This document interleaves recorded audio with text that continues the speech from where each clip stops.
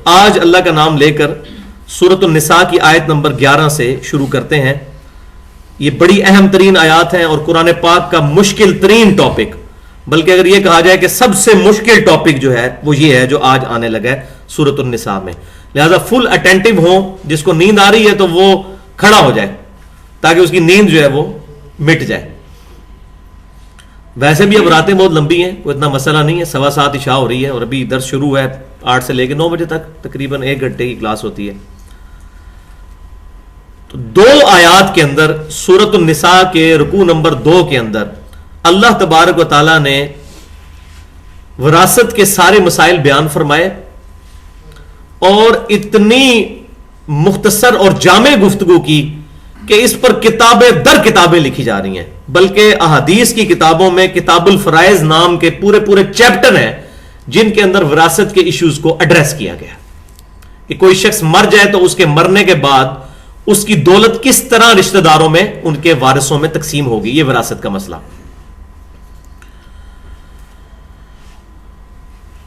اب اس حوالے سے اس پر گفتگو کرنے سے پہلے کچھ چیزیں سمجھنا ضروری ہے. ان میں سب سے پہلی چیز تو یہ ہے کہ وراثت کے احکام جو سورۃ النساء میں نازل ہوئے، انہوں نے سورۃ البقرہ کی آیت نمبر 180 کو منسوخ کر دیا، جس کے اندر وصیت کرنا لازمی قرار دیا گیا تھا کہ جب بھی کسی شخص کی موت کا وقت قریب آئے یا اس کو لگے کہ میری موت قریب ہے تو اس پر یہ چیز واجب کی گئی تھی کہ وہ اپنے رشتہ داروں کے لیے وصیت کرے کہ میرے مرنے کے بعد میرے ماں باپ کو اتنا دے دیا جائے، اولاد کو اتنا دے دیا جائے. اور اس میں پھر یہ بھی اختیار دیا گیا تھا کہ اگر مرنے والا کوئی ناانصافی کر جاتا ہے تو مرنے کے بعد باقی رشتہ دار بیٹھ کر اس کی وصیت کو بدل بھی سکتے ہیں عدل کے دائرے کے اندر.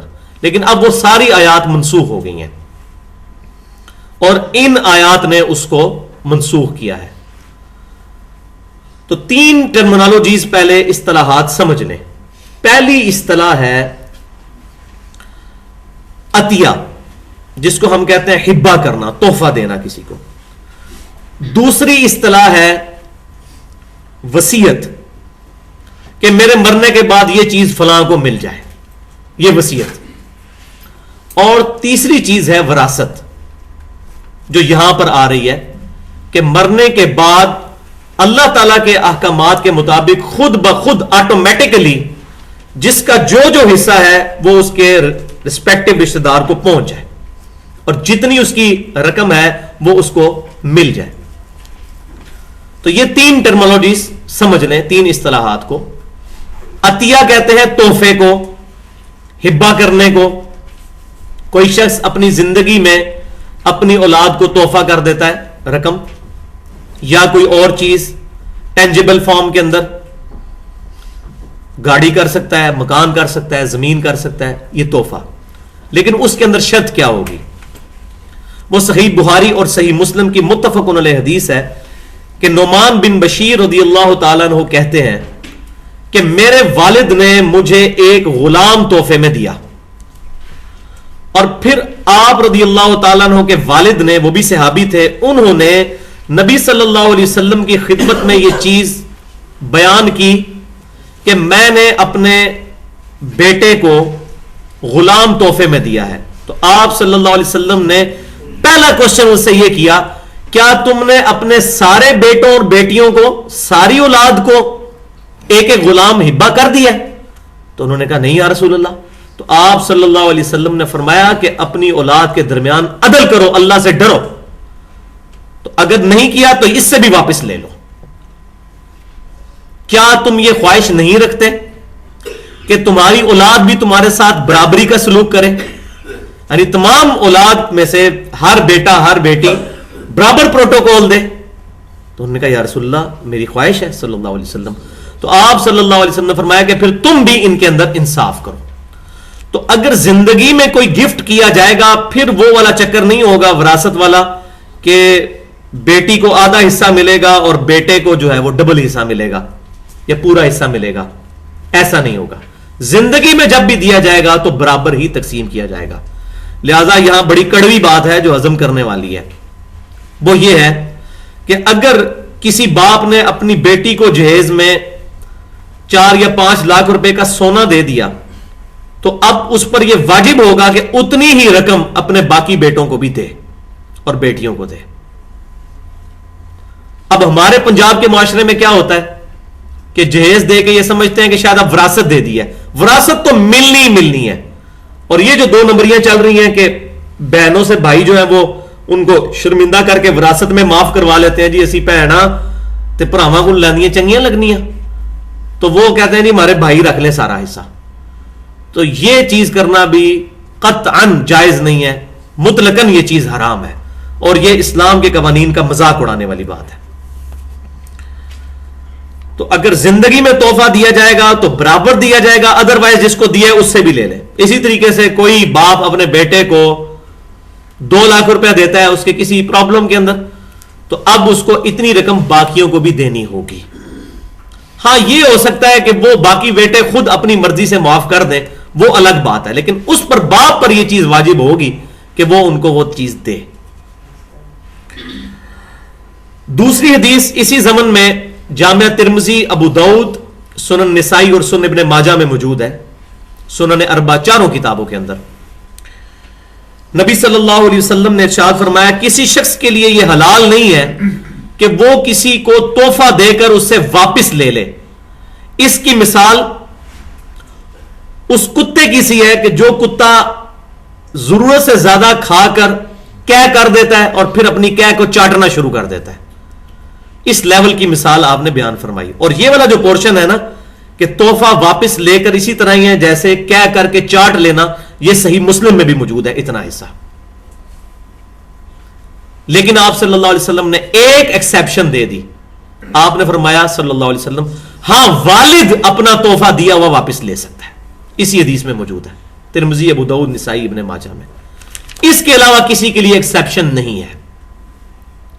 والد اگر اپنی اولاد کو تحفہ دیتا ہے تو وہ اس چیز کا مجاز ہے کہ وہ اس کو واپس لے لے, کیونکہ سنن ابن ماجہ میں حدیث ہے تو اور تیرا مال سب کچھ تیرے باپ کا ہے.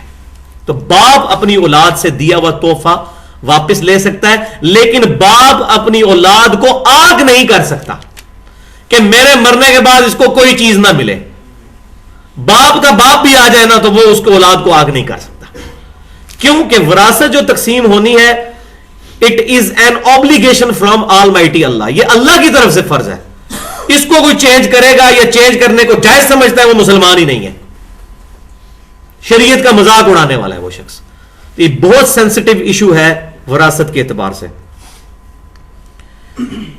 تیسری حدیث اس کانٹیکسٹ میں صحیح بخاری اور صحیح مسلم کی متفق علیہ حدیث ہے کہ سعد بن ابی وقاص رضی اللہ تعالیٰ عنہ جو عشرہ مبشرہ میں سے ہیں, وہ کہتے ہیں کہ فتح مکہ کے بعد میں اتنا بیمار ہوا کہ مجھے یہ ڈر لگا کہ میری موت کا وقت قریب آ گیا. تو نبی صلی اللہ علیہ وسلم میری عیادت کو آئے, تو آپ صلی اللہ علیہ وآلہ وسلم سے میں نے عرض کیا کہ اللہ کے نبی صلی اللہ علیہ وسلم میری ایک ہی بیٹی ہے, تو میں چاہتا ہوں کہ میں اپنی ساری دولت اللہ تعالیٰ کی راہ میں صدقہ کر دوں, اس کے لیے وصیت کر دوں کہ میرے مرنے کے بعد یہ دولت جو ہے وہ اللہ کی راہ میں خرچ کر دی جائے یا فلاں فلاں کو دے دی جائے. بیٹی کے بارے میں انہوں نے یہ سوچا ہوگا کہ بیٹی کی تو ویسے ہی شادی ہو جانی ہے تو وہ اپنے خاوند کے پاس چلی جائے گی. تو آپ صلی اللہ علیہ وسلم نے اس کو ناپسند فرمایا. آپ نے فرمایا نہیں ایسا مت کرو. انہوں نے کہا یا رسول اللہ صلی اللہ علیہ وسلم اگر میں اپنا 2/3 مال جو ہے 2/3 یہ خیرات کر دوں, یہ وصیت کر دوں کہ میرے مرنے کے بعد فلاں کو مل جائے. اب یہ وصیت والی چیز شروع ہو گئی ہے.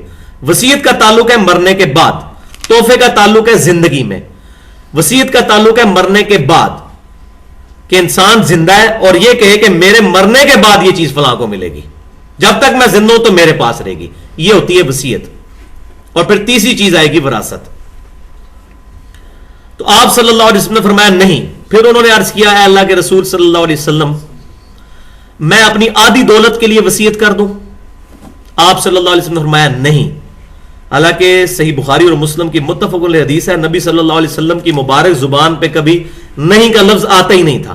آپ سے کسی نے کوئی سوال کیا تو آپ کبھی بھی نہ نہیں کرتے تھے, لیکن اس موقع میں نے وہ الفاظ غور سے پڑھے, نہیں کے الفاظ ہیں نہیں. پھر انہوں نے کہا یا رسول اللہ صلی اللہ علیہ وسلم میں اپنا 1/3 مال وصیت کر دوں، تو آپ صلی اللہ علیہ وسلم نے فرمایا یہ بھی زیادہ ہے، لیکن اگر تم چاہتے ہو تو اتنا کر سکتے ہو، لیکن اس کو پسند نہیں فرمایا، فرمایا یہ بھی زیادہ ہے۔ اسی لیے پھر محدثین کی یہ رائے قائم ہوئی ہے کہ 1/3 کے بجائے 1/4 مال جو ہے وہ کرنا چاہیے، تاکہ آپ صلی اللہ علیہ وسلم کی جو مبارک منشا ہے اس کے اندر اندر بات رہے۔ ویسے 1/3 بھی کوئی کر دے تو اس کی بھی اجازت موجود ہے، لیکن یہ بالکل ایج پہ ہے۔ تو آپ صلی اللہ علیہ وسلم نے 1/3 پر بالکل ایج پہ اجازت دی کہ تم اس کی وصیت کر سکتے ہو۔ اور پھر آپ صلی اللہ علیہ وسلم نے بڑی لاجیکل بات ارشاد فرمائی، اور اسلام دین فطرت ہے۔ آپ صلی اللہ علیہ وسلم نے فرمایا کہ کیا تم یہ چیز چاہتے ہو کہ تمہارے مرنے کے بعد تمہاری اولاد لوگوں سے مانگتی پھرے؟ اس سے کہیں بہتر ہے کہ تم اپنی اولاد کے لیے اتنا مال چھوڑ کر مرو کہ وہ لوگوں سے مانگتی نہ پھرے۔ اور پھر آپ صلی اللہ علیہ وسلم نے فرمایا کہ جو تم اپنی اولاد پر، بیوی بچوں پر، ان پر جو خرچ کرتے ہو، اللہ کے حضور اس کا اجر لکھا جاتا ہے، حتیٰ کہ جو بیوی کو لقمہ کھلاتے ہو یہ بھی اللہ کے حضور تمہارا اجر لکھا جاتا ہے۔ دیکھیں کیا پیارا کنسپٹ ہے اسلام کا، ہر چیز کو محیط کیے ہوئے۔ لیکن مسئلہ یہ ہے کہ درس قرآن کوئی سنے گا تو اس کو پتا چلے گا نا اسلام کیا ہے۔ ہم نے تو اسلام رکھ لیا ہے پگڑی میں، داڑھی میں، شلوار ٹخنوں سے اوپر کر لو، یہ سرخی میک اپ کر لو، یہ اسلام ہے۔ تو بھائیو یہ یاد رکھیں، میرے استاد اشفاق احمد صاحب فرمایا کرتے تھے، اللہ تعالیٰ ان کی غلطیاں معاف کرے، ان کو نیک کاموں کا اجر عطا فرمائے۔ زاویہ پروگرام بھی ان کا ٹی وی پہ چلتا تھا، تو وہ کہا کرتے تھے کہ جس جہاز کا انجن خراب ہو اس جہاز میں نئی سیٹیں لگا کر اس کو پینٹ اور رنگ اور روغن کر کے آپ اڑا نہیں سکتے۔ تو یہ سارے جہاز ہی ہیں اس وقت مولوی، یہ سرخی پاؤڈر کیا ہوا نا، اللہ ماشاء اللہ جو نیک لوگ ہیں ان کی میں بات نہیں کرتا، لیکن اکثریت یہ سرخی پاؤڈر ہی ہے۔ اس سے معاذ اللہ میں کوئی امامے کی یا داڑھی کی یا شلوار ٹخنوں سے اوپر کرنے کی توہین نہیں کر رہا، لیکن میں یہ کہہ رہا ہوں اس کی آڑ کے اندر جو 2 نمبریاں کی جا رہی ہیں اور تسمیے پھیر پھیر کے جو ہے وہ مسلمانوں کے گلے کاٹے جا رہے ہیں، یہ بات غلط ہے۔ اس کے برعکس اگر کوئی پھٹیچر سا جہاز ہو لیکن اس کا انجن ٹھیک ہو، وہ اڑ سکتا ہے، گیٹ اپ اس کا بے شک نہ اچھا ہو۔ تو یہ ریشو پروپورشن ہے۔ اسلام میں گیٹ اپ کی اہمیت ہے، لیکن سیکنڈری، پرائمری حیثیت یہ ہے کہ انسان کا عقیدہ درست ہو، اس کے اندر اخلاص پایا جاتا ہو، ریاکاری نہ ہو، للہیت موجود ہو، باقی ساری چیزیں بعد میں۔ لیکن ہمارے لوگ داڑھی منڈانے کو بڑا گناہ سمجھتے ہیں اور جھوٹ کو چھوٹا گناہ سمجھتے ہیں۔ جھوٹ مولوی بھی بول رہا ہے اور جھوٹ داڑھی والا بھی بول رہا ہے اور جھوٹ بغیر داڑھی والا بھی بول رہا ہے، اس کی طرف کسی کی توجہ نہیں ہے، غیبت کی طرف کسی کی توجہ نہیں ہے۔ سود کھا رہا ہے داڑھی والا بھی بغیر داڑھی والا بھی، اور نکیر اس پر ہو رہی ہے کہ اس کی شلوار تھوڑی سی ٹخنوں سے نیچے کیوں چلی گئی۔ یہ ہمارا مینٹل لیول آپ دیکھ لیں۔ اس کو میرے استاد ڈاکٹر اسرار صاحب بڑی پیاری بات ارشاد فرمایا کرتے تھے، یہ پرورٹڈ نیچر ہے، مسخ شدہ نیچر، خاص دینی مسخ شدہ نیچر۔ تو ان کی کافی باتیں اچھی ہیں اور کافی باتوں سے مجھے اختلاف بھی ہے، باقی غلطیاں اللہ تعالیٰ ان کی معاف فرمانے والا ہے۔ کوئی شخص بھی پرفیکٹ 100% نہیں ہوتا، لیکن ہماری یہ عادت ہے ایز اے نیشن کہ ہم کسی کی 1 یا 2 غلطیاں پکڑ کے اس کو 0 سے ضرب دے دیتے ہیں، اس کی باقی ساری چیزیں ختم کر دیتے ہیں، اور اپنے بارے میں کہہ کہ ایک نیکی بھی کر لیں سب کے سامنے پرچار کرتے پھرتے ہیں۔ تو یہ اسلام کا کانسیپٹ ہے۔ فرمایا آپ صلی اللہ علیہ وسلم نے اولاد کو مفلس چھوڑ کے نہ مرو کہ وہ مانگتی پھرے لوگوں سے۔ یہ ہمارے محلے میں ایک واقعہ ہوا ہے، وہ بھی بندہ زندہ ہے، اس نے جناب اپنی زندگی میں 4 سٹوری بلڈنگ جو ہے وہ جناب وہ ایک مدرسے کو دے دی ہے۔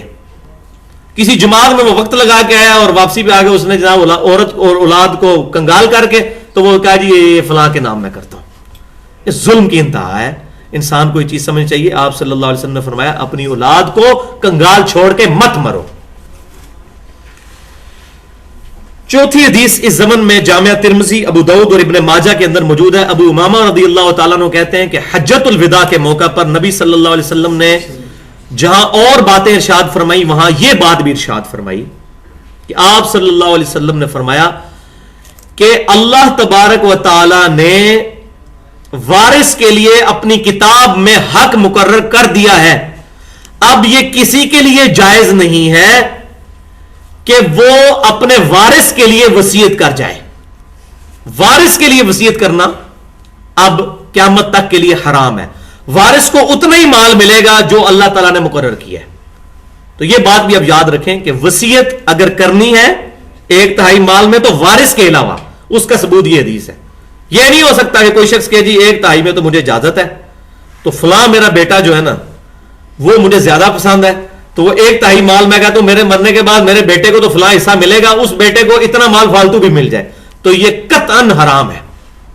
تو ورثاء کے علاوہ کے لیے انسان وصیت کر سکتا ہے، وارث کے لیے وصیت نہیں ہوگی. اور اس مسئلے پہ اجماع ہے پوری امت کا، کوئی اس میں اختلاف نہیں ہے، مکمل طور پر اس پر اتفاق پایا جاتا ہے. تو یہ ساری تمہیدی گفتگو تھی اس چیز کے حوالے سے. تو اس میں بڑی امپورٹنٹ چیزیں ہیں، یہ ساری بیک گراؤنڈ پتا ہو تو پھر انسان کو وراثت کے مسائل سمجھ آنے شروع ہوتے ہیں. پھر میں ریپیٹ کرتا ہوں، ایک چیز ہے عطیہ اور ہبہ، تحفہ کرنا، کہ انسان زندہ اور زندگی میں کسی کو گفٹ کرے تو ساری اولاد کو برابر گفٹ کرنا ہوگا، ادروائز جس کو دیا اس سے بھی واپس لینا ہوگا.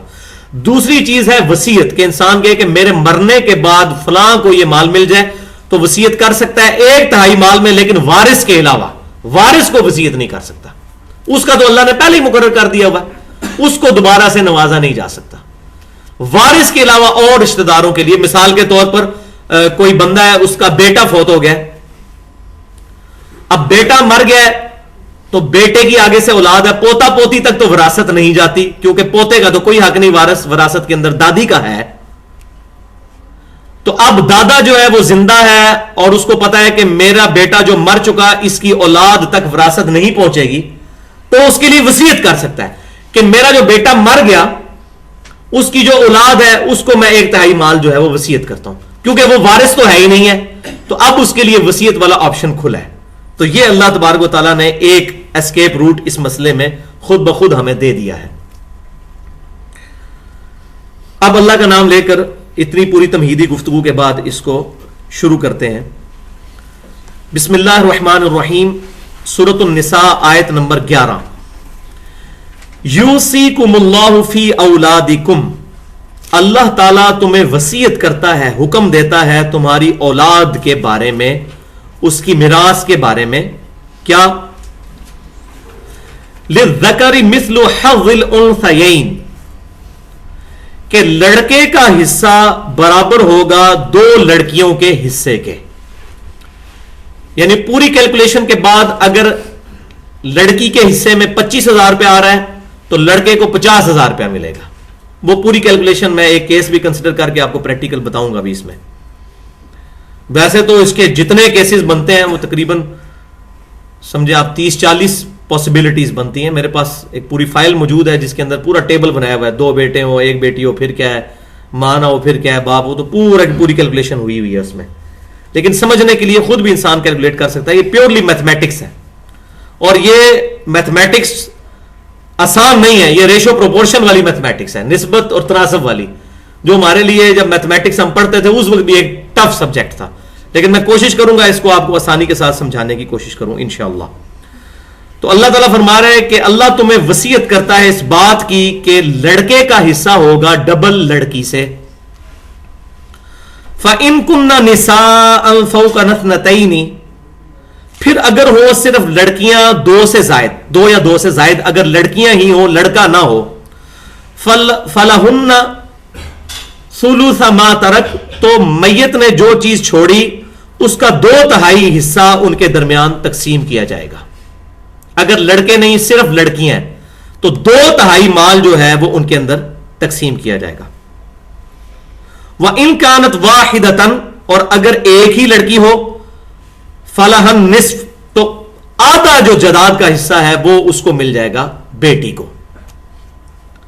وَلِأَبَوَيْهِ لِكُلِّ وَاحِدٍ مِّنْهُمَا السُّدُسُ، اور میت کے ماں باپ کو ہر ایک میں کو، ماں کو بھی اور باپ کو بھی 1/6 حصہ ملے گا. مما ترک ان کان لہو ولد، اس میں سے کہ جو چھوڑا ہے میت نے بشرطے کہ میت کی اولاد ہو. فَإِن لَمْ يَكُنْ لَهُ ولد، اور اگر میت کی اولاد نہ ہو پھر کیا ہوگا؟ وَوَرِثَهُ أَبَوَاهُ فَلِأُمِّهِ ثُلُثٌ، اس کے وارث صرف اس کے ماں باپ ہی ہوں تو اس کی ماں کا اب 1/3 حصہ ہو جائے گا. پہلے 1/6 تھا, اب ڈبل ملے گا, 1/3 ہو جائے گا.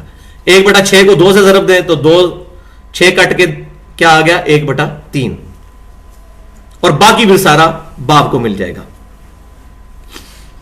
فَإِن كَانَ لَهُ إِخْوَةٌ فَلِأُمِّهِ السُّدُسُ مِن بَعْدِ وَصِيَّةٍ يُوصِي بِهَا أَوْ دَيْنٍ, اور اگر میت کے بہن بھائی بھی ہوں تو ماں کا پھر چھٹا حصہ ہوگا, اور یہ ساری تقسیم ہوگی من بعد وصیۃ یوصی بها, اس وصیت کو پورا کرنے کے بعد جو مرنے والے نے وصیت کی ہے, او دین, یا اس کا قرض اتارنے کے بعد. یعنی پہلی چیز فرمائی کہ وصیت پوری کرنی ہے مردے کی, دوسری چیز فرمائی قرض اتارنا ہے, اس کے بعد باقی جداد تقسیم ہونی ہے. اب یہ حیران کن بات ہے کہ پہلی چیز تو ہونی چاہیے تھی کہ اس کا قرض اتارا جائے, کیونکہ صحیح بخاری مسلم میں حدیث ہے کہ قرض ایسی چیز ہے جو شہید کا بھی نہیں معاف ہوتا. یہاں ترتیب کیوں الٹی گئی ہے؟ اس کی وجہ یہ ہے کہ جو مرنے والے نے وصیت کی ہے, جس کے لیے وصیت کی ہے, اس کی امپورٹنس اس لیے زیادہ ہے کہ جن سے اس نے قرضہ لیا وہ تو خود مانگ لیں گے آ کے, وہ تو شور ڈال کے اپنا حصہ لے لیں گے, کیونکہ وہ تو دعوے سے لیں گے کہ جی دیو جی سانو, جیسے کہ آج جنازے کی پرونوسمنٹ ہوتی ہے جی کوئی لین دین ہے تو کر لو, وہ تو گربان پکڑ کے بھی لے لیں گے. لیکن جس کے لیے وصیت کی ہوئی ہے اگر وہ بیچارہ ماٹھا سا ہے تو وہ بیچارہ ریکویسٹ ہی کر سکتا ہے, کیونکہ اس نے کو کمایا تو کوئی نہیں ہوا, اس کو تو مفت میں مل رہا ہے, تو کہے گا جی میرا حصہ بھی مجھے دے دیں, تو وہ اتنے شد و مت کے ساتھ اظہار نہیں کر سکتا. اسی لیے اللہ تعالیٰ نے ہماری انسٹنکٹ کے اوپر سٹرائک کی, پہلی چیز کی ہے پہلے وصیت جو کی ہے نا اس نے وہ تقسیم کرو, اس کے بعد جو ہے وہ قرضہ اتارو. قرضے والے تو خود تمہاری چمڑی اتار لیں گے, یعنی بٹوین دی ورڈز یہ بات ہو رہی ہے, وہ تو چھوڑیں گے نہیں, وہ تو لیں گے. تو یہ اس لیے ترتیب ہے. آباؤکم و ابناؤکم لا تدرون ایہم اقرب لکم نفعا, تمہارے ماں باپ یا تمہارے بیٹے ان میں سے کون زیادہ قریب ہے کہ تمہیں نفع پہنچانے کے اعتبار سے, یہ اللہ تبارک و تعالیٰ کے علم میں ہے, یہ اللہ تعالیٰ کا ڈیسیژن. اب یہ نہ سوچو کہ ماں باپ تو بوڑھے ہو گئے جی انہوں نے کیا لے کے کرنا ہے, تو اللہ تعالیٰ فرماتا نہیں, یہ اللہ تعالیٰ کا ڈیوائن ڈیسیژن ہے, یہ تم نے نہیں یہ اپنی میتھمیٹکس لڑانی اس مسئلے میں کہ جی ماں باپ کو دے کے کیا کریں گے, جی ایسے ہی بوڑھے نے انہوں نے کیا کرنا ہے, 2 وقت کی روٹی اور ساڑھے کو کھا لیں گے, تو ایسا نہیں ہے. یہ اللہ تبارک و تعالیٰ جانتا ہے. فریضۃ من اللہ, یہ فرض کیا ہوا ہے اللہ کی طرف سے. ان اللہ کان علیما حکیما, اللہ تعالیٰ بے شک علم والا ہے اور دانائی والا, حکمت والا ہے. اس کے علم میں ہر چیز کہ کس کا کتنا حصہ ہونا چاہیے, اور وہ حکمت بھی رکھتا ہے. یہ اس کے الٹپ ڈیسیژن نہیں ہے, ایٹ رینڈم نہیں ہے, بلکہ اللہ تبارک و تعالیٰ نے پورے وزڈم کے ساتھ یہ چیزیں ڈیفائن کی ہیں.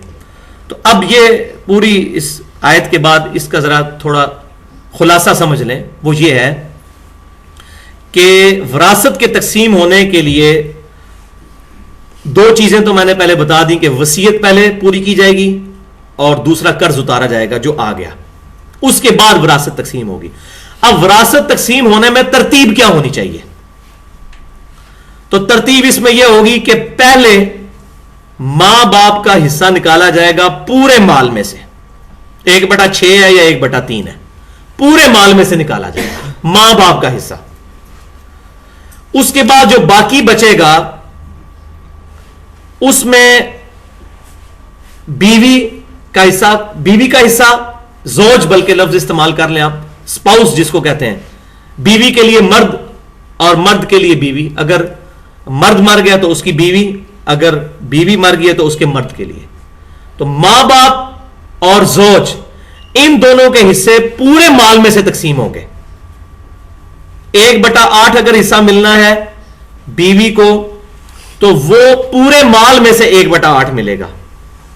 تو ماں باپ اور بیوی یا خامند اس کو پورے مال میں سے ملے گا, اور باقی جو مال بچے گا اس مال میں سے پھر مزید ڈویژن ہوگی. تو جو باقی بچنے والی اولاد ہے وہ باقی بچے ہوئے مال میں سے اتنا حصہ لے گی. یہ نہیں ہے کہ وہ کہ جی مجھے پورے مال میں سے اب آدھا دو یا 1 وہ. تو یہ ڈویژن ہے اس کی. اب اس کے لیے میں ایک ایگزامپل کنسیڈر کر لیتا ہوں تاکہ آپ کو بات سمجھ آ جائے گی. مثال کے طور پر ایک شخص جو ہے وہ 1,20,000 روپیہ چھوڑ کر مرا ہے. 1,20,000 روپیہ یہ سپوز کر لیں آپ. اس نے 10,000 کا قرض اتارنا ہے اور 10,000 روپے کی اس نے وصیت بھی کی ہوئی ہے کسی کے لیے کہ میرے مرنے کے بعد فلاں مسجد میں یا فلاں مدرسے میں یا فلاں غریب آدمی کو 10,000 روپیہ میرے مال میں سے دے دیا جائے. تو پہلے کیا ہوگا کہ وہ وصیت پوری کی جائے گی. 10,000 روپیہ ہم اس مسجد کو یا مدرسے کو یا اس پرٹیکولر پرسنالٹی کو دیں گے کہ جس کی اس نے وصیت کی ہے. باقی کتنا رہ گیا؟ 1,10,000. اب 10,000 روپیہ اس نے قرض بھی اٹھایا ہوا ہے تو 10,000 روپیہ قرض بھی اتار دیں گے. پیچھے کیا بچا؟ 1,00,000. اب ترتیب کیا ہوگی کہ میں نے بتایا تھا کہ 2 لوگ ہیں جن کا مال وراثت میں جو حصہ ہے وہ پورے مال میں سے ملتا ہے، ماں باپ اور بیوی یا خاوند. اور باقی جو مال بچے گا وہ پھر اولاد میں اور بہن بھائیوں میں تقسیم ہوگا. اور اس میں مزے کی بات یہ ہے کہ اگر اولاد نرینہ موجود ہے یعنی لڑکا ہے پھر بہن بھائیوں کو کچھ بھی نہیں ملے گا. بہن بھائی اس وقت شامل ہوتے ہیں جب کوئی شخص لڑکا چھوڑ کے نہ مرے، صرف لڑکیاں ہی لڑکیاں ہوں تو پھر بہن بھائیوں میں بھی حصہ آ جاتا ہے. اگر لڑکا بھی ہے اور لڑکیاں بھی ہیں اس کی تو بہن بھائی فوراً فارغ. تو یہ سیدھا سا فارمولہ ہے کہ اگر اولاد نرینہ ہے تو بہن بھائی کو کچھ نہیں ملنا. پہلے نمبر پہ ماں باپ کو، اس کے بعد خاوند کو یا خاوند کے لیے بیوی کو، اور اس کے بعد اولاد کو. لڑکے کو ڈبل ملے گا لڑکیوں سے. لیکن اگر لڑکا نہیں ہوگا صرف لڑکیاں ہوں گی پھر ماں باپ اور خاوند اور بیوی کے ساتھ ساتھ پھر بہن بھائیوں کو بھی ملے گا. تو اب 1,00,000 روپیہ تھا تو اب اس کے ماں باپ بھی زندہ ہیں. تو ہم نے کیا پڑھا ہے اس میں کہ ماں باپ میں سے ہر ایک کے لیے والی ابویہ لکل واحد منہما السدس، میت کے ماں باپ میں سے ہر ایک کو 1/6 حصہ ملے گا. تو 1,00,000 روپے کو اگر 6 حصوں میں ڈیوائڈ کیا جائے، 1,00,000 روپے کے 6 حصے بنائے جائیں تو وہ چھٹا حصہ جو بنے گا وہ ملے گا ماں کو اور ایک اتنا ہی چھٹا حصہ اس کے باپ کو بھی ملے گا. اور وہ میں نے کیلکولیٹ کیا ہے 1,00,000 روپے میں چھٹا حصہ جو ہے وہ 16,667 روپے بنتا ہے. 667 آپ تقسیم 16 6 96 تو 16,667 4,000 روپے اوپر جو ہے وہ یہ بن گیا. تو 16,667 روپے 667 روپے 667 یہ مل گئے ماں کو اور 16,667 روپے مل گئے باپ کو. اب اس کی بیوی کے لیے یا بیوی تھی تو اس کا شوہر اس کے لیے کتنا ہے 1/8. تو 1/8 یہ 16,000 16,500 نکالنے کے بعد جو وہ نہیں ہوگا پورے لاکھ میں سے نکالنا ہوگا کیونکہ میں نے بتایا 2 لوگ ہیں جن کا پوری رقم میں سے نکلنا ہے. پہلے ماں باپ اور دوسرے سپاؤس زوج اس کا جو. تو 1/8 حصہ کیا بنے گا؟ 1,00,000 کا 1/8 حصہ جو ہے وہ بنے گا 12,500. 12,896 12.5 پورے بن گئے. تو وہ لے چکے ہیں 16,667. تو اس باقی بچے ہوئے کا نہیں 1/8 وہ تو پھر بہت کم بن جائے گا نا. تو پورے لاکھ میں سے 1/8 تو یہ بن گیا 12,500. تو 12,500 روپیہ اس کی بیوی کو مل جائے گا. اگر ایک سے زیادہ بیویاں ہوں گی تو پھر 12,500 جو ہے نا 2 بیویاں تو اس کو آدھا کر لیں. یہ نہیں کہ ہر بیوی کو 12,500 دیتے جائیں گے پھر تو بچنا ہی کچھ نہیں ہے. ٹھیک ہے. تو بیویوں کو اوور آل جو ہے نا وہ 12,500 میں سے ڈیوائڈ کرنا ہے. تو 12,500 یہ بھی نکل گیا. 16,667 ماں کا 16,667 باپ کا. یہ تینوں ملا کے جب نکل گئے تو باقی رقم بچی 54,166. اب یہ جو باقی بچی ہے نا 54,166 یہ اولاد میں تقسیم ہوگی. تو یہ بڑا ضروری ہے. یہ پہلے سمجھ نہیں آتا کہ شروع کہاں سے کرنا ہے. آج ماں کا اتنا حساب. اور اس میں پھر جو کافی کفار ہیں انہوں نے مذاق بھی اڑایا جی دیکھیں جی یہ تو رقم پوری ہی نہیں بنتی. 1/6 1/6 1/8 یہ جمع کریں تو پورا 1 تو بننا چاہیے 1 بنتا ہی نہیں ہے. تو ان کے دماغ کا فطور ہے ان کو کیلکولیشن ہی نہیں آتی ہے. یہ بیسک میتھمیٹکس ہے اس کو سمجھیں. پہلے ماں باپ کا حصہ نکالنا ہے اس کے بعد زوج کا حصہ نکالنا ہے. ماں باپ اور زوج کا حصہ اوور آل پوری رقم میں سے ہوگا اور باقی جو بچ گیا اس کو پھر اولاد پہ تقسیم کرنا ہے. تو باقی بچے 54,166. تو فرض کریں اس کے 2 بیٹے اور 3 بیٹیاں. اب 54,166 روپے 2 بیٹے اور 3 بیٹیوں میں تقسیم کرنا ہے، تو کس طرح ہوگا وہ ہم شروع میں پڑھ چکے. یوصیکم اللہ فی اولادکم للذکر مثل حظ الانثیین. اللہ تعالیٰ تمہیں وصیت کرتا ہے کہ لڑکے کا حصہ لڑکی سے ڈبل ہوگا. اب لڑکے ہوئے 2، لڑکیاں کتنی؟ 3. تو لڑکے کو چونکہ ڈبل ملنا ہے تو ہم فرض کر لیتے ہیں لڑکے 4 ہیں. فرض کر لیتے ہیں لڑکے 4 ہیں، 4 کے حساب سے کیلکولیٹ کرتے ہیں تو 4 کی رقم پھر 2 کو دے دی جائے گی تو ڈبل پوائنٹ. تو لڑکیاں 3 ہوئی اور لڑکے تھے 2، لیکن چونکہ ان کو ڈبل ملنا ہے ہم نے فرض کیا 4. 4 اور 3 کتنا ہوا؟ 7. تو 54,166 کو 7 کے اوپر آپ 7 کے اوپر ڈیوائڈ کر لیں. ٹھیک ہے، تو یہ بن جائے گا 15,476 روپے. ٹھیک ہے جی، کتنا بنا ذرا کیلکولیٹ کر لیں.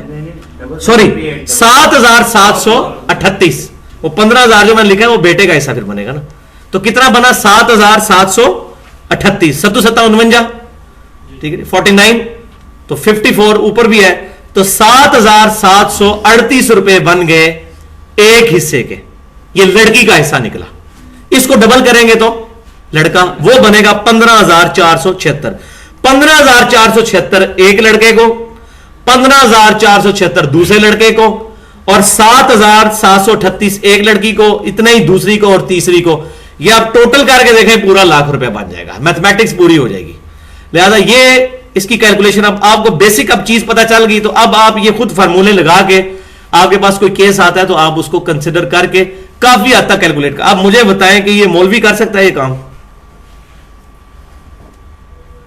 جس کو کیلکولیٹر بھی استعمال کرنا نہیں آتا الا ماشاء اللہ. تو یہ جو انہوں نے یہ لوگوں کو دھوکہ دیا ہوا ہے نا کہ جنہوں نے داڑیاں رکھی ہیں پگڑی ہیں یہ مدرسوں سے فارغ ہوئے ہیں تو یہ لوگ دین کے ٹھیکیدار ہیں. میں سب کی نہیں بات کر رہا، انٹلیکچوئل لوگ بھی ان میں موجود ہیں، لیکن اکثریت ہمارا جو کوڑ کباڑ ہے نا وہ اس فیلڈ میں جاتا ہے. جیسے اس دن وہ بڑی پیاری بات کی ہارون رشید نے، بڑا منہ پھٹ بندہ ہے میری طرح، جنگ میں جو کالم لکھتا ہے، اس نے کہا کہ ہمارے معاشرے کا سب سے بڑا المیہ ہے کہ 2 اہم ترین کام جو ہے نا ہم نے ردی ترین لوگوں کو دے دیے ہیں. ایک مذہب دین اور دوسرا سیاست. جتنے جاہل لوگ ہوں گے، جتنے وہ جڈ قسم کے لوگ ہوں گے، حالانکہ یہاں انٹیلیجنسیا آنا چاہیے ہمارا، سیاست میں بھی اور دین میں بھی. یہودیوں کو آپ دیکھیں، اسرائیل کے اندر جو سب سے انٹلیکچوئل لڑکا ہوتا ہے نا اس کو وہ اپنا پریسٹ بناتے ہیں. سعودی عرب میں بھی یہی ہے. سب سے زیادہ تنخواہیں جو ہیں وہ ائمہ اکرام کی ہیں. پورے کے پورے وہ جب فارغ تحصیل ہوتے ہیں وہ جج بنے ہوئے ہوتے ہیں، جج بھی ہوتے ہیں، قاضی بھی ہوتے ہیں. جس طرح یہاں گریڈین 18 کا آفیسر یا 17 کا آفیسر ہے، اس طرح وہ آفیسر گورنمنٹ کو تنخواہ بھی دیتی ہے، مکان بھی دیتی ہے. اور یہاں کیا ہے، مولوی نے گاؤں کے چودھری اور جو بڑے بڑے سیاستدان، اور اکثر آپ دیکھیں گے، بات میری نوٹ کر لیں، مسجدوں کے صدر ہوتے ہی وہ ہیں جو علاقے کے بڑے بدماش لوگ ہوتے ہیں، جو صرف عید کی نماز وہ کلف والا سوٹ پہن کے آگے پڑھتے ہیں، اس کے بعد کبھی مسجد میں داخل، وہ صدر ہوتے ہیں مسجد کے، کیونکہ 4 پیسے دے دیتے ہیں اور ہم لوگ پیسے سے مرغوب ہوتے ہیں. جامع ترمذی میں حدیث ہے، ہر امت کا ایک فتنہ ہے، میری امت کا فتنہ مال ہے. بخاری مسلم کی متفق علیہ حدیث ہے کہ مجھے تم سے یہ خطرہ تو نہیں ہے کہ تم میرے بعد شرک کرنے لگو، یعنی ایز اے ہول کچھ حصہ تو شرک کرے گا امت کا، یعنی پوری امت جیسے بنی اسرائیل پوری کی پوری مشرک ہو گئی تھی، مجھے تم سے یہ خطرہ نہیں ہے. صحابہ کرام اور ان کے اس پیٹرن پہ چلنے والے قیامت تک جو گروہ ہے، بخاری مسلم کی متفق علیہ حدیث ہے، میری امت کا ایک گروہ قیامت تک حق پہ قائم رہے گا.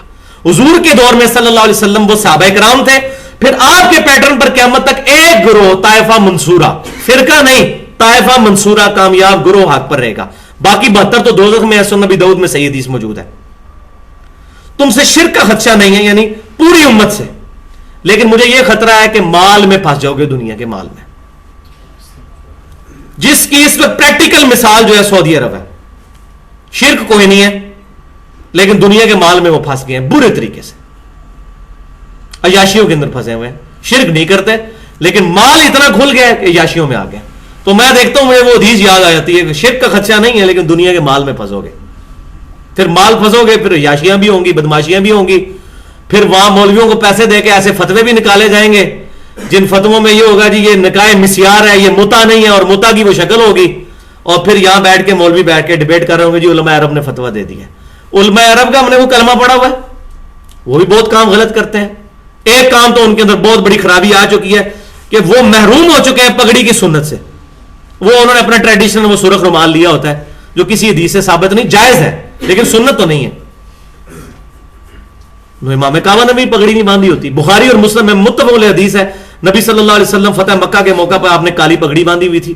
المستدرک للحاکم میں حدیث ہے, سعد بن ابی وقاص رضی اللہ تعالیٰ عنہ کہتے ہیں میں نے سفید کلر کا امامہ باندھا تھا, شملہ نہیں چھوڑا تھا. آپ صلی اللہ علیہ وسلم نے میرا امامہ اتار کے اپنے مبارک ہاتھوں سے باندھا, پھر اس کا شملہ چھوڑا, فرمایا کہ اس طرح باندھا کرو خوبصورت لگتا ہے. تو آپ صلی اللہ علیہ وسلم تو امامہ باندھا کرتے تھے صحابہ کرام علیہم رضوان کو. تو ہم نے تو کتاب و سنت میں دین کو تلاش کرنا ہے, کسی شخصیت میں کسی پرسنالٹی میں تلاش نہیں کرنا. اور یہی بات امام بخاری رحمۃ اللہ علیہ نے جز رفع الیدین میں لکھی ہے کہ میں بڑے بڑے محدثین سے ملا اور میں نے جب ان سے بڑھاپے میں آگے حدیثیں ڈسکس کی تو وہ بھول چکے تھے ان حدیثوں کو. پھر انہوں نے جب اپنی کتابوں کی طرف رجوع کیا تو حق وہی تھا جو کتابوں میں لکھا ہوا تھا. الذی علم بالقلم, اللہ نے علم سکھایا ہے قلم کے ذریعے. لہذا یہ جو منکرین حدیث کہتے ہیں کہ جی تواتر کے ذریعے دین, سنت اور چیز ہے حدیث اور چیز ہے. غلام احمد قادیانی نے یہاں آواز بلند کی, اسی کے پیچھے چلتے ہوئے ہمارے پاس بریلوی اور دیوبندی علماء نے بھی یہ راگ الاپنا شروع کر دیا جی سنت اور چیز ہوتی ہے حدیث اور چیز ہوتی ہے. اور بھائی سنت اور حدیث ایک ہی چیز ہے, سنت کا سورس حدیث ہوگی, ورنہ ایران میں جائیں گے تو شیعت پہ چلنا سنت ہے, تواتر پہ اگر جانا ہے تو سارے وہاں شیعہ ہیں. بنگلہ دیش میں اکثریت دیوبندی ہے, پاکستان میں اکثر بریلوی ہیں, سعودی عرب میں اکثر اہل حدیث ہیں. تو پھر جس علاقے میں جائیں گے اس علاقے کا دین اڈاپٹ کریں گے؟ نہیں, دین کتابوں میں ہے, پرسنالٹیز میں نہیں ہے. تو یہ بات الذی علم بالقلم, اللہ نے قلم کے ذریعے دین سکھایا ہے. کتابیں بھی آئیں ریٹن فارم میں, پھر حدیثیں بھی ریٹن فارم میں آگے ٹرانسفر ہوئی ہیں, ہمارے پاس موجود ہے. تو یہ میں نے ساری گفتگو اس حوالے سے کی کہ اس مسئلے میں بڑی مسکنسیپشن پائی جاتی ہے. تو فاسألوا اہل الذکر ان کنتم لا تعلمون, اگر تمہیں علم نہیں ہے تو اہل علم سے پوچھو. تو قرآن پاک میں جو سائنٹیفک فیکٹس کی آیات ہیں وہ ہم جیولوجی کی آیات ایک جیولوجسٹ سے جا کے پوچھیں گے. ماں کے پیٹ میں بچہ بنتا ہے, ایمبریولوجی کی فیلڈ, یہ ایک ایمبریولوجسٹ سے جا کے پوچھیں گے. مولوی کو تو نہیں پتا ہوگا. ہاں ناسخ و منسوخ کا علم ہے وہ مولوی سے جا کے پوچھیں گے, نماز کا طریقہ وہ مولوی سے جا کے پوچھیں گے. تو جو کہتے ہیں جی علماء, تو پھر علماء تو پرفیکٹ تو کوئی بھی نہ ہوا, 100% تو کسی کو بھی قرآن کا علم نہ آیا. تو پھر علماء کی ڈگری لے کے بھی کیا کرنا؟ ہر بندے نے دین خود حاصل کرنا ہے. علماء نے یہ ترجمے کتابوں کے اپنے لیے نہیں کیے ہیں, اپنے لیے کیے ہوتے تو اپنے پاس رکھتے نا. یہ پبلک میں چھاپ چھاپ کے کیوں بھیج رہے ہیں؟ اس لیے کہ پبلک کو پتا چلے قرآن میں کیا لکھا ہے, بخاری میں کیا لکھا ہے, مسلم میں کیا لکھا ہے, یہ پبلک تک بات پہنچے. تو یہ بات پبلک تک آئے. تو یہ میں نے ایک مثال دے کے آپ کو بیان کر دی. آگے چلتے ہیں. وَلَكُمْ نِصْفُ مَا تَرَكَ أَزْوَاجُكُمْ إِن لَّمْ يَكُن لَّهُنَّ وَلَدٌ, اور تمہارے لیے آدھا ہے جو چھوڑ جائیں تمہاری بیویاں بشرطے کہ ان کی اولاد نہ ہو.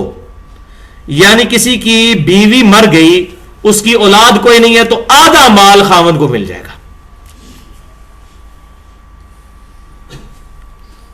فَإِن كَانَ لَهُنَّ وَلَدٌ فَلَكُمُ الرُّبُعُ مِمَّا تَرَكْنَ مِن بَعْدِ وَصِيَّةٍ یوسین بہا او دین. پھر وہی بات آ گئی کہ اگر ہو اولاد, یعنی کہ بیوی مر گئی اولاد بھی ہے, تو تمہارے لیے پھر چوتھا حصہ یعنی آدھا ہو جائے گا. پہلے آدھا مال تھا, اب آدھے کا بھی آدھا ہو گیا, 1/4 حصہ ملے گا. تو لاجیکل ہے, ظاہر اولاد کو بھی اب دینا ہے, تو پھر 1/4 ملے گا خاوند کو, اور پھر باقی اولاد کے اندر تقسیم ہوگا. لیکن من بعد وصیۃ یوسین بہا او دین, یہ وصیت پوری کرنے کے بعد ہوگا اور قرض اتار لینے کے بعد ہوگا. یہ پہلے کام, یہ نہ ہو کہ پہلے ہی بانٹ کے سائڈ پہ ہو جائے. اب 1,20,000 میں سے اگر وہ ہم نے جو ایگزامپل لی یہ بانٹنا شروع کر دیں گے تو مقروض بیچارے کو اور وصیت والے کو کیا ملے گا؟ تو پہلے ان کو نکالنا اور باقی 1,20,000 میں سے جو لاکھ بچا ہے اس کو آپ نے ڈیوائڈ کرنا ہے. وَلَهُنَّ الرُّبُعُ مِمَّا تَرَكْتُمْ إِن لَّمْ يَكُن لَّكُمْ وَلَدٌ, اور تمہاری بیویوں کا چوتھا حصہ ہے اس سے جو تم چھوڑ دو بشرطے کہ نہ ہو اولاد. اب یہ پھر ریورس کیس آ رہا ہے کہ خاوند مر گیا تو بیوی کو چوتھا حصہ ملے گا, یعنی آدھا. خاوند کی بیوی مرتی تو خاوند کو 1/2 ملنا تھا, ڈبل حصے, اور اولاد ہوتی تو 1/4. یہاں اولاد نہیں تو 1/4, اور اولاد ہوگی تو 1/8. تو عورت کو کم مل رہا ہے. اس کی وجہ یہ ہے کہ آپ اس بات کو بھی سمجھیں, مرد کا حصہ کیوں زیادہ رکھا گیا.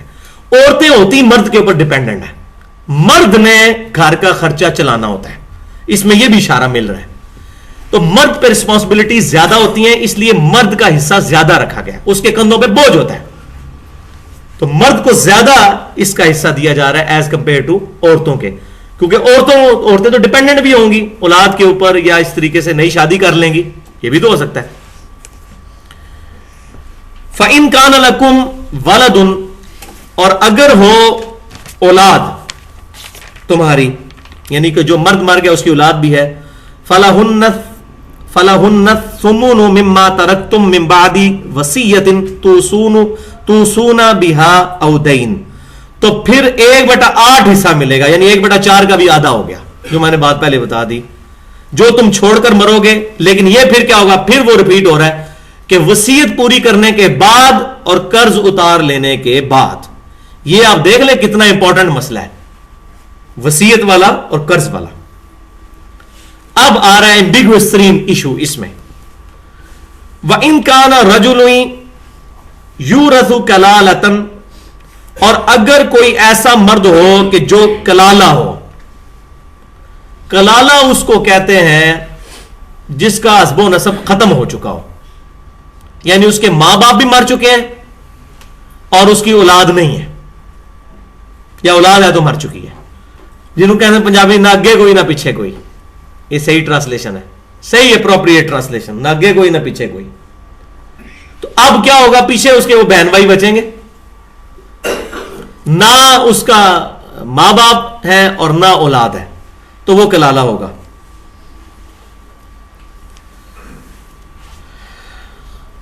اس طریقے سے اس کی بیوی بھی کوئی نہیں ہے, تو اس کو ہم کہیں گے کلالہ. تو اب اس کا کوئی وارث, ڈائریکٹ وارث کوئی نہیں ہے. 3 ہی بڑے وارث ہیں نا, پہلے میں نے بتایا تھا ماں باپ, اس کے بعد زوج, اور اس کے بعد اولاد. اب پیچھے پاس جائیں گے بہن بھائی, تو اب بہن بھائی کو ملے گا ایسا. ظاہر ہے کہ اس کے بعد قریب ترین رشتہ دار بہن بھائی ہیں.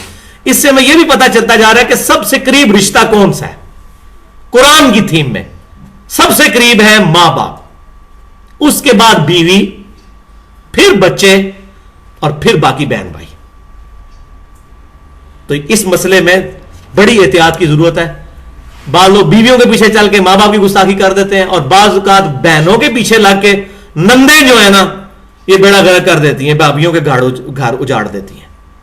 تو نند کو اب یہ سمجھ لینا چاہیے کہ جب میرے بھائی کی شادی ہو گئی تو اب اس عورت کا زیادہ حق ہے میرے بھائی پر میری نسبت. تو یہ بات اب سمجھ تو تب آئے گی جب قرآن پڑھیں گے. تو قرآن تو پڑھنا کوئی نہیں, ہم نے اتنا ٹائم ہی نہیں ہمارے پاس, یہ تو فارغ لوگوں کا کام ہے. اور اکثر میں وہ لوگوں کہتا ہوں وہ جی مصروف تھے, میں نے کہا یار واقعی یہ تو فارغ لوگوں کا کام ہے قرآن پڑھنا. ٹھیک ہے, نعوذ باللہ من ذالک. تو اللہ تعالیٰ فرما رہا ہے کہ اگر کوئی کلالہ ہے, او امرأۃ وَلَهُ أَخٌ, اور وہ مرد ہو یا عورت اور اس کا ہے کوئی بھائی, او اخت, یا اس کی ہے کوئی بہن, فَلِكُلِّ وَاحِدٍ مِّنْهُمَا السُّدُسُ, تو اب بہن بھائی میں سے ہر ایک کو 1/6 حصہ ملے گا. 1/6, 3 بہنیں ہیں, 1/6 پوری رقم کا. تو اس طریقے سے بھائیت تو اس کو بھی. فَإِن كَانُوا أَكْثَرَ مِنْ ذَلِكَ فَهُمْ شُرَكَاءُ فِي الثُّلُثِ, اور اگر وہ بہن بھائی ایک سے زیادہ ہوں. یہ تو اس صورت میں تھا کہ جب وہ ایک بہن اور ایک بھائی. اب یہ ہے کہ بہن بھائی ایک سے زیادہ ہوں. فَهُمْ شُرَكَاءُ فِي الثُّلُثِ مِنْ بَعْدِ وَصِيَّةٍ يُوصَى بِهَا أَوْ دَيْنٍ, تو سب شریک ہوں گے 1/3 مال, یعنی 1/3 جو وراثت ہے وہ اب بہن بھائیوں میں تقسیم ہو جائے گی, اور یہ وصیت کے بعد اور اس کو قرض اتار لینے کے بعد. غیر مضار, اور اس سے نقصان نہ پہنچایا گیا ہو کسی کو. وصیتم من اللہ, یہ وصیت ہے اللہ تعالیٰ کی طرف سے. واللہ علیم حلیم, اور اللہ تعالیٰ سب کچھ جاننے والا اور بردبار ہے. اب یہاں ایک ایمبیگوٹی آ گئی کہ کلالہ میں 1/6 تو مل گیا, تو باقی مال کدھر جائے گا؟ یہ سوال نہیں ہمارے ذہن میں آیا. ماں باپ بھی کوئی نہیں, بیوی بھی کوئی نہیں, اولاد بھی کوئی نہیں. اسی مسئلے کی وجہ سے صحیح بخاری اور مسلم کی متفق علیہ حدیث ہے کہ حضرت عمر کہا کرتے تھے کہ کاش نبی صلی اللہ علیہ وسلم سے میں نے اس مسئلے کی ایکسپلینیشن مزید پوچھ لی ہوتی. کچھ چیزیں تو اس میں اس سورت کی آخری آیت کے اندر ریپیٹ ہو جائیں گی, کچھ جو چیزیں رہ گئی تھی اس کے بعد بھی کچھ چیز. اب وہ آخری آیت یہاں پڑھنا ضروری ہے, اور میں نے پہلے بھی بتایا تھا کہ سورت کا ایک مرکزی ٹاپک ہوتا ہے اور امپورٹنٹ ترین ٹاپک کو پھر سورت کنکلوڈ کرنے سے پہلے دوبارہ ایڈریس کیا جاتا ہے. جیسے سورہ آل عمران میں غزوہ احد تھا نا, غزوہ احد کا بیان ختم ہوا, اس کے بعد باقی ساری چیزیں ہوئی, پھر آخری آیات آئی ہیں کہ اللہ تعالیٰ کے لیے سرحدوں کی حفاظت کرو. تو یہاں بھی اس کا مرکزی ترین ٹاپک سورۃ النساء, بہت لمبی سورت ہے, تو اس کی آخری آیت نکال لیں سورۃ النساء کی. وہاں کلالہ کا مسئلہ دوبارہ آئے گا جب لوگوں نے سوال پوچھا. تو یہ چھٹے سپارے کے اندر آتی ہے 107 نمبر صفحہ, یہ بلو والے قرآن میں سورۃ المائدہ جہاں سے شروع ہوتی ہے, سورۃ النساء کی آخری آیت. یستفتونک مل گئی ہے جی. اے نبی صلی اللہ علیہ وسلم آپ سے یہ فتویٰ مانگ رہے ہیں. فتویٰ مانگ رہے ہیں کس کے بارے میں؟ کلالہ کے بارے میں پوچھ رہے تھے. قل اللہ یفتیکم, تو اے محبوب صلی اللہ علیہ وسلم آپ فرما دیجئے اللہ تمہیں فتویٰ دیتا ہے. کیا فتویٰ دیتا ہے؟ فی الکلالہ, کلالہ کے مسئلے میں. یہ کلالہ کا مسئلہ جو ہے نا تھوڑا ٹیڑھا ہے. کلالہ کون؟ جس کی نہ کوئی بیوی, یا بیوی ہے تو خاوند کوئی نہیں ہے اس کا, سب کوئی مر چکے, اس کے صرف بہن بھائی ہیں, نہ اوپر کوئی نہ نیچے کوئی. ان امرؤ ہلک لیس لہ ولد ولہ اخت فلہا نصف ما ترک. اگر کوئی ایسا آدمی فوت ہو جائے نہ ہو جس کی کوئی اولاد اور اس کی ہو ایک بہن, تو بہن کو آدھا حصہ مل جائے گا, آدھا حصہ بہن کو مل جائے گا. وَهُوَ يَرِثُهَا إِن لَمْ يَكُن لَهَا وَلَدٌ, اور وہ وارث ہوگا اپنی بہن کا اگر نہ ہو اس بہن کا کوئی اور اولاد وغیرہ نہ ہو. بہن مر جائے گی تو وہ مکمل وارث ہو جائے گا بھائی, اور جب بھائی مرے گا تو بہن کو آدھا حصہ ملے گا. پھر وہی والی ایکویشن چل رہی ہے, مین تھیم وہی پیچھے چل رہی ہے کہ مرد کو پورا اور عورت کو آدھا, یا مرد کو ڈبل اور اس کو سنگل. فَإِن كَانَتْ اثْنَتَيْنِ فَلَهُمَا الثُّلُثَانِ مِمَّا تَرَكَ, اور اگر دو بہنیں ہوں تو ان دونوں کو 2/3 میں سے ملے گا جو اس نے چھوڑا. دو بہنیں ہیں تو 2/3 مال تقسیم ہو. ایک بہن ہے تو آدھا حصہ مل جائے گا اس بہن کو, اور اگر دو بہنیں ہیں تو 2/3 حصہ دو بہنوں میں تقسیم ہو جائے گا برابر برابر. وَإِن كَانُوا إِخْوَةً رِجَالًا وَنِسَاءً, اور اگر وارث ہوں بہن بھائی مرد بھی اور عورتیں بھی, فَلِلذَّكَرِ مِثْلُ حَظِّ الْأُنثَيَيْنِ, تو مرد کا حصہ جو ہے وہ دو عورتوں کے برابر ہوگا, یعنی بھائی کا حصہ دو بہنوں کے برابر ہوگا. یہ وہی والی ایکویشن آ گئی. یبین اللہ لکم, اللہ تعالیٰ تمہارے لیے کھول کر صاف صاف بیان کرتا ہے, ان تضلوا, کہ تم گمراہ نہ ہو جاؤ کہیں. اللہ تبارک و تعالیٰ تمہیں گائیڈ لائن پرووائڈ کر رہا ہے.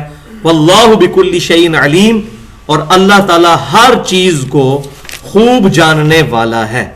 تو اس میں یہ چیز کنکلوڈ ہوگی, لیکن اس میں وہ پھر ایک ایمبیگوٹی رہ گئی, اس پہ بہت علماء نے کتابیں لکھی ہیں, اور اس میں آپ مختلف سکالرز کو آپ پڑھ سکتے ہیں. تو اس میں اپروپریٹ رائے کچھ لوگوں کے نزدیک یہ بنی ہے کہ جو باقی مال ہے وہ بیت المال میں جمع کروایا جائے, اور باقی جو ہے وہ رفع عامہ کے کاموں میں لگا دیا جائے. تو اس کے بارے میں مختلف آراء ملتی ہیں. اس میں جو رائے, چونکہ اب مسئلہ جو ہوگا اجتہاد کا ہو جائے گا, اور اجتہاد جب کتاب و سنت اجماع میں کوئی بات نہ ملے تو اجتہاد کرنا جائز ہے, اور اجتہاد میں کوئی اختلاف ہو تو ایک کا اختلاف دوسرے کے لیے کوئی مضر نہیں ہوگا. ہر بندے کو اختیار ہے کہ اس مسئلے میں وہ اجتہاد کر سکتا ہے. تو فقہ کرام کی اس میں مختلف رائے ہیں, اس میں جھگڑا کرنے کی ضرورت نہیں. یہ رکوع مکمل ہم کر لیتے ہیں. تلک حدود اللہ, یہ ہے اللہ تعالیٰ کی حدود مقرر کی ہوئی. کس کی؟ اللہ تعالیٰ کی. بتایا جا رہا ہے کہ ہوش مند بن جاؤ, یہ آگ والا جو چکر ہمارے معاشرے میں چل رہا ہے یہ کوئی نہیں, یہ اللہ کی حدیں ہیں. کوئی شخص اپنا خونی رشتہ ختم نہیں کر سکتا, کوئی باپ نہیں کہہ سکتا میں اپنی اولاد کو آگ کرتا ہوں. لازمی طور پر تقسیم ہوگا, یہ جو اخباروں میں اور ٹی وی پہ چل رہا ہوتا ہے میں فلاں سے بری ہوتا ہوں اور اپنی دولت ساری جائیداد سے آگ کرتا ہوں، اس کی کوئی شرعی حیثیت نہیں ہے. ٹھیک ہے جی. وَمَن يُطِعِ اللَّهَ وَرَسُولَهُ، اور جو کوئی اطاعت کرے گا اللہ کی اور اس کے رسول کی، يُدْخِلْهُ جَنَّاتٍ تَجْرِي مِن تَحْتِهَا الْأَنْهَارُ، تو اللہ تعالیٰ اس کو داخل کرے گا ایسی جنتوں میں جس کے نیچے نہریں بہتی ہیں. تو یہ جنت میں جانا کوئی سوکھا کام نہیں ہے. یہ جو اطاعت کرے گا اللہ اور اس کے رسول کی، چوپڑیاں نہ دو نہیں کہ دنیا میں بھی مزے اڑائیں، دنیا میں اپنی مرضی کی زندگی گزاریں اور آخرت میں کہہ دیں گے جی آخرت میں بھی ہمیں جو ہے وہ موجیں لگ جائیں. تو یہ دنیا میں تو فراڈ شاید چل جائے، دنیا میں بھی نہیں چلتا. اب دنیا بڑی سیانی ہو گئی ہے، اللہ تعالیٰ کی بارگاہ میں تو کوئی ایسا مسئلہ نہیں ہو سکتا. تو جو اللہ اس کے رسول، سیدھا سیدھا فتویٰ ہے، دو ٹوک بات ہے جی. جو اللہ اور اس کے رسول کی اطاعت کرے گا، دو ہی چیزیں کیٹیگوریکل، ایبسولوٹ، اطیع اللہ و اطیع الرسول. اسی میں اجماع بھی داخل ہے، اسی میں اجتہاد بھی داخل ہے. ایبسولوٹ چیزیں دو ہیں، کتاب اللہ اور سنت، اور ڈرائیوڈ چیزیں دو ہیں، پھر اجماع اور اجتہاد. خالدین فیہا، وہ اس میں ہمیشہ رہیں گے. وذالک الفوز العظیم، اور یہ ہے سب سے بڑی کامیابی. دنیا میں کوئی بہت بڑی پوسٹ حاصل کر لینا بہت بڑی کامیابی نہیں، وہ تو ایک نہ ایک دن ختم ہونی ہے. اور ہمارے ماشاءاللہ ملک کے اندر تو ہمارے سامنے بڑی مثالیں موجود ہیں کہ بڑے بڑے عزت داروں کی مٹی بلید ہوئی ہے، بڑی بڑی اونچی پوسٹوں سے اتنے ذلیل ہو کے وہ نکلے ہیں، پھر اس پوسٹ پہ رہتے ہوئے بھی مر مر کے زندگی گزاری. یہ بڑے بڑے جو حکمران ہوتے ہیں، سیاستدان، آگے پیچھے باڈی گارڈ، آزادانہ بیچارے گھوم بھی نہیں سکتے. ہم تو جناب ہوٹل پہ بیٹھ کے چائے بھی پی لیتے ہیں، جس ہوٹل پہ چاہتے ہیں روٹی بھی کھا لیتے ہیں، پارک میں جا کے بیٹھ کے جہاں مرضی پھرے، موٹر سائیکل پہ، پیدل، کوئی ڈرے. یہ بیچارے تو پھر نہیں سکتے. تو دنیا کے اندر بھی ان کو تکلیف کاٹنی پڑ رہی ہے، تو آخرت کی بھی تکلیف باقی ہے. تو اللہ تعالیٰ فرما رہا ہے یہ بڑی کامیابی ہے، کوئی آخرت کی کامیابی حاصل کر لے. اور اب سائملٹینیس کنٹراسٹ آ رہا ہے. یہ تو تھا کہ جو لوگ فرما برداری کریں گے، تو قرآن کی یہ عادت ہے، قرآن کا یہ اسلوب ہے کہ دوسری تصویر کا رخ بھی دکھایا جاتا ہے. وَمَن يَعْصِ اللَّهَ وَرَسُولَهُ، اب جو کوئی نافرمانی کرے گا اللہ اور اس کے رسول کی، وَيَتَعَدَّ حُدُودَهُ، اور اللہ کی حدوں کو وہ توڑ دے گا، اس سے تجاوز کر جائے گا، اپنی مرضی کرنی شروع کر دے گا. يُدْخِلْهُ نَارًا خَالِدًا فِيهَا، تو اللہ تعالیٰ اس کو آگ میں داخل کرے گا، وہ اس میں ہمیشہ رہے گا. سیدھی سیدھی بھائی جی بات ہے، 2 + 2 = 4. یہ بولی الجبر ہے، یا 0 ہے یا 1 ہے، تیسری بات کوئی نہیں ہے. ٹھیک ہے، یا تو یہ ٹوٹل پیکج لینا ہے، اطیع اللہ اطیع رسول. یا ایھا الذین آمنوا ادخلوا فی السلم کافہ، اے ایمان والو پورے اسلام میں داخل ہو جاؤ، آدھے تتر آدھے بٹیر نہیں. تو یہ ٹوٹل پیکج ہے جس نے لینا ہے، لے گا تو وہ ادھر آگے انعام، اور جو نہیں لے گا اس کا انجام آپ کے سامنے یہ دیکھ لیں گے. میں اپنی طرف سے کوئی فتویٰ نہیں لگا رہا، اللہ تبارک تعالیٰ کھول کے اپنی آیات. وَلَهُ عَذَابٌ مُّهِينٌ، اب دیکھیں یہاں بھی بات صحیح تسلی کروائی ہے، رجایا اللہ تعالیٰ نے. اتنا بھی کافی تھا کہ وہ رہے گا آگ میں، لیکن فرمایا وَلَهُ عَذَابٌ مُّهِينٌ، اس کو ہوگا ذلیل کر دینے والا عذاب. یہ صحیح جس کو کہتے ہیں نا انتقامی قسم کی جملہ، یہ وہ بولا ہے. لیکن یہ جملے 1400 سال پہلے نازل ہوئے، نہ ہمارے ماں باپ نے پڑھے نہ ان کے ماں باپ نے پڑھے.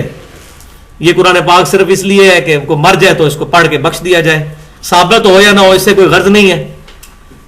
جو مر گیا اس کے لیے دعا کی جا سکتی ہے. باقی یہ ہے کہ 300 روپے کا آپ ایک قرآن پڑھوا لیں، 600 روپے کے 500 روپے کے 2 پڑھ دیں گے، اور یہ سارا کے سارا سلسلہ چل رہا ہے. ہم اس معاشرے میں دیکھ رہے ہیں قرآن پاک کی بس اب اتنی عزت رہ گئی ہے. لیکن اللہ تبارک و تعالیٰ کے محبوب سید الاولین والآخرین، شفیع المذنبین، رحمت للعالمین، سیدنا و مولانا امام اعظم محمد رسول اللہ صلی اللہ علیہ وسلم کی حدیث ہے، صحیح مسلم کتاب الطہارہ انٹرنیشنل نمبرنگ کے مطابق 534 نمبر حدیث ہے. آپ صلی اللہ علیہ وسلم نے فرمایا القرآن حجت لک او علیک، قرآن یا تیرے حق میں دلیل ہے یا تیرے خلاف دلیل ہے. اللہ خیر صلی اللہ. اگر تو قرآن کے مطابق چل رہا ہے تو قرآن سفارشی ہوگا قیامت والے دن. مسلم امام احمد میں حدیث ہے قرآن سفارش کرے گا. اور اگر قرآن کے خلاف چلیں گے تو بخاری اور مسلم کی متفق علیہ حدیث ہے. آپ صلی اللہ علیہ وسلم فرماتے ہیں جب میں آخری دفعہ دوزخ کی طرف جاؤں گا اپنے امتیوں کو نکالنے کے لیے تو فرشتہ کہے گا بس یا رسول اللہ، اب صرف وہ لوگ ہیں دوزخ میں جن کو قرآن نے روک لیا. قرآن نے جن کو روک لیا. اور وہ کون لوگ ہیں؟ ان اللہ لا یغفر ان یشرک بہ وَيَغْفِرُ مَا دُونَ ذَلِكَ لِمَن يَشَاءُ. اللہ تعالیٰ اس گناہ کو کبھی معاف نہیں کرے گا کہ کوئی شخص شرک کے ساتھ اس دنیا سے گیا. دنیا میں معاف کر دے گا، یہ آخرت کی بات ہوگی. اس کے علاوہ ہر گناہ معاف کر دے گا اگر چاہے گا. اور میں سمجھتا ہوں اس سے بڑا شرک بھی کوئی نہیں ہے کہ قرآن پاک کو پس پش ڈال دیا جائے. اللہ تبارک تعالیٰ ہمیں اس کتاب کے ساتھ اپنا تعلق مضبوط کرنے کی توفیق عطا فرمائے، اس قرآن کو ہمارے حق میں حجت فرمائے. اور اس پہ میں نے اپنی زندگی کا نچوڑ ایک لیکچر دیا ہے، دعوت قرآن، 2 گھنٹے کا، 50 آیات سے پوری قرآن کی دعوت کا خلاصہ. وہ آپ یوٹیوب پہ سنیں، 720085 720085 چینل کا ایڈریس ہے. یوٹیوب پہ آپ لکھیں 720085، گوگل میں بھی لکھیں یوٹیوب چینل ایڈریس 720085، تو وہ لیکچر پہلے نمبر پہ ہم نے رکھا ہے، دعوت قرآن. وہ یوم عرفہ والے دن میں نے اسی سال 1432 ہجری میں دیا ہے. سبحانک اللہم و بحمدک، اشہد ان لا الہ الا انت، استغفرک و اتوب الیک، وما علینا الا البلاغ المبین. اللہ تعالیٰ سے دعا ہے جو حق بات میں نے کہی ہمارے دلوں میں راسخ فرمائے، اور جو کوئی غلط بات نکل گئی ہمارے دلوں سے محو کر دے اور ہمیں معاف فرمائے. ہمیں کتاب و سنت کی تعلیمات پر عمل کرنے کی توفیق عطا فرمائے. محفل سے اٹھنے کی یہ دعا ہے. سبحانک اللہم و بحمدک، اشہد ان لا الہ الا انت، استغفرک و اتوب الیک. پچھلی دفعہ ہم نے 2 آیات کے اندر وراثت کے سب احکامات کو سمجھا تھا، اور اس میں جو مین 3 ٹرمنالوجیز تھیں اس کو میں نے ڈیٹیل کے ساتھ ایڈریس کر کے اس کی مثالیں بھی بیان کی تھیں. پہلی چیز ہبہ کرنا، کوئی شخص اپنی زندگی میں اپنے مال میں سے کسی کو کوئی چیز تحفہ کر دے. دوسری ٹرمنالوجی تھی وصیت کرنا، کہ کوئی شخص یہ کہے کہ میرے مرنے کے بعد میری دولت میں سے فلاں کو اتنا دے دیا جائے. اور تیسری چیز وراثت، جس کا یہاں پر ذکر آیا تھا 2 آیات کے اندر. اور میں نے بتایا تھا کہ 2 آیات کے اندر اللہ تبارک و تعالیٰ نے وراثت کے احکامات کو اس قدر کمپریہنسو، جامع انداز سے کنکلوڈ کیا ہے کہ کتابوں کی کتابیں لکھی گئی ہیں وراثت کے قوانین کے اوپر. کتاب الفرائض نام کے پورے مستقل باب ہیں ہماری احادیث کی کتابوں کے اندر، وہ اسی سے اخذ کی گئی ہیں ساری چیزیں. تو اس میں نے ڈیٹیل سے گفتگو کی تھی، وہ پچھلا لیکچر دیکھا جائے. اس میں پھر ہم نے کچھ کیسز بھی کنسیڈر کیے تھے، اور اس میں ایک مین کیس جو تھا وہ ہم نے ڈیٹیل کے ساتھ اسٹڈی کیا تھا کہ اگر کوئی شخص اتنے روپے چھوڑ کر مرے تو اس کے والدین کو کتنا ملے گا، اس کی بیوی کو کتنا ملے گا، اس کے بچوں کو، بچیوں کو. وہ ڈیٹیل کے ساتھ میں نے بیان کیا تھا. تو کچھ چیزیں اس میں ایڈریس تو کی تھیں، لیکن کچھ وضاحتیں اس میں ضروری ہیں جو پچھلی دفعہ جو کہ ٹائم مکمل ہو گیا تھا، 1 گھنٹے کا لیکچر ہوتا ہے تقریباً. تو وہ 5 پوائنٹ میں آج اس سے آگے، اس سے ریلیٹڈ، جن پہ میں بحث کر چکا ہوں لیکن تھوڑا سا کنکلوڈنگ فارم میں اس کو عرض کروں گا. اس میں سب سے پہلی چیز یہ ہے کہ جو منہ بولا بیٹا ہے اس کی شریعت میں کوئی حیثیت نہیں ہے وراثت کے اعتبار سے. کسی شخص نے لے پالک کوئی پال لیا، اور اس میں بھی پریفریبل یہی چیز ہے، بلکہ یہی چیز جو ہے وہ ہونی چاہیے کہ اگر مرد کے رشتہ داروں سے لیا جائے تو لڑکی لی جائے، لڑکا لے لیں تو پھر تو اس کی جو والدہ ہوگی منہ بولی، وہ اس کی پھر محرم نہیں بن سکے گی. تو اگر مرد کے رشتہ داروں میں سے لیا جائے تو پھر لڑکی لی جائے، اور عورت کے رشتہ داروں میں سے لی جائے تو پھر لڑکی نہیں لڑکا لیا جائے، ورنہ وہ جو اس کا منہ بولا باپ ہے اس کا محرم نہیں بن سکے گا. تو اس میں بڑی احتیاط کی ضرورت ہے. تو اب منہ بولا بیٹا ہے کسی کا اور اس کی کوئی اور اولاد نہیں ہے، اور اب اس کو یہ بات کنفرم ہے کہ میرے مرنے کے بعد میرے منہ بولے بیٹے کو تو 1 روپیہ میری جائیداد میں سے نہیں ملے گا.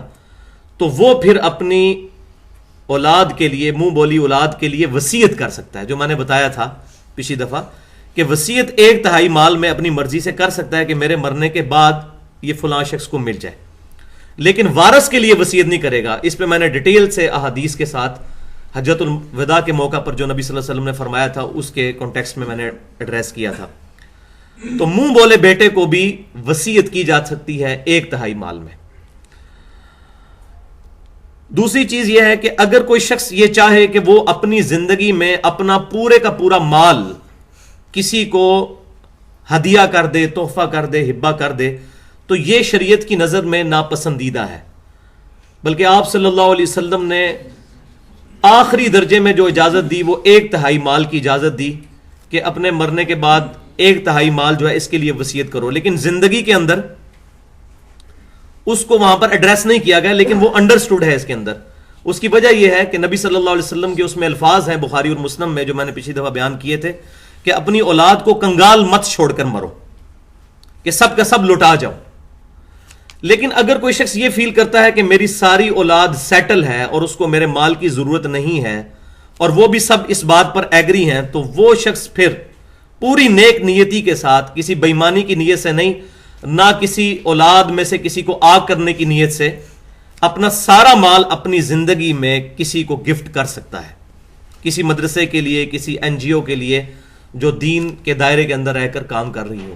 تو یہ بھی جائز ہے، لیکن ان تمام سرکمسٹانسز کے ساتھ.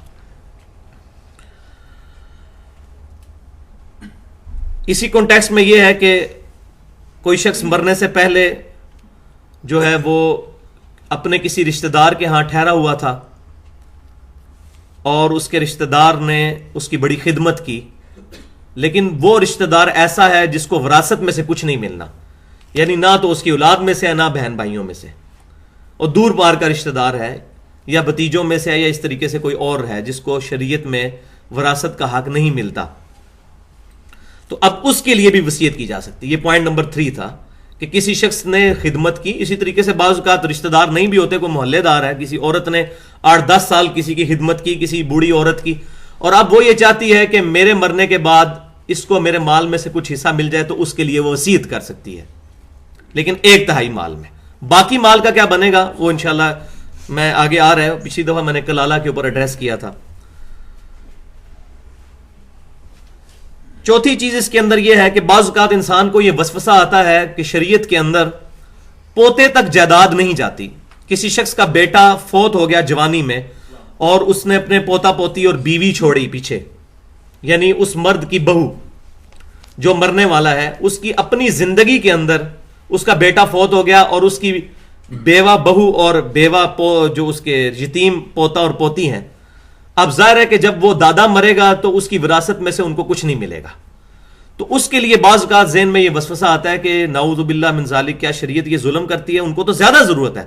تو اللہ تعالیٰ نے اس کے لیے مزید اوپن اینڈ کھول دیا ہے کہ ان کے لیے وصیت کر دی جائے. باقیوں کو تو تھوڑا مار ملے گا، لیکن اگر کوئی دادا اپنے پوتا پوتی کے لیے، اپنی بہو کے لیے وصیت کرنا چاہے تو کر سکتا ہے 1/3 مال میں، اس سے بھی زیادہ مال میں جو کہ اس کے مرنے کے بعد بیٹی کو یا اس کے بیٹوں کو ملنا ہے یا بہن بھائیوں کو ملنا ہے. تو وہ ایک اوپن اینڈ اللہ تعالیٰ نے چھوڑ دیا ہے کہ دادے کی وراثت پوتے تک تو نہیں جاتی، لیکن وصیت کر سکتا ہے. اور 5ویں چیز کلالہ، جس کے اوپر میں نے ڈیٹیل سے پچھلی دفعہ عرض کیا تھا کہ کلالہ اس شخص کو کہتے ہیں جس کا نہ آگے کوئی نہ پیچھے کوئی، جس کو پنجابی میں کہتے ہیں نہ آگے کوئی نہ پیچھے کوئی، یعنی نہ اس کے ماں باپ ہیں، نہ اس کی اولاد اور بیوی ہے، نہ بہن بھائی ہیں. ٹھیک ہے جی. تو بہن بھائی ہو تو وہ بھی کلالہ ہوتا ہے، لیکن اصل کلالہ کی ڈیفینیشن یہ ہے کہ ماں باپ اور اولاد اور بیوی بچے نہ ہوں.